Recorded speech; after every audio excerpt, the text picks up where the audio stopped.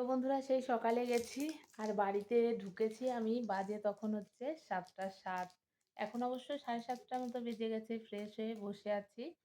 আর এই দেখো, এদিকে একজনা চকলেট খাচ্ছে। তো ওর আজকে ছিল নাচের ক্লাস।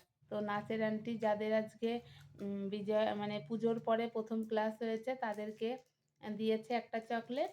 আর একজনের বার্থডে ছিল সেই কারণে দিয়েছে একটা পার্ক, না শোনা, একটা ডেয়ারি মিল্ক একটা পার্ক। তো সেগুলোই এখন ফ্রেশ হয়ে বসেছে। তো তখন একটু দিতে হবে ভুলে যেতাম, আসলে পুরোটাই খেয়ে নিয়েছিলাম। তুই খেয়ে কোথা তো কি আছে?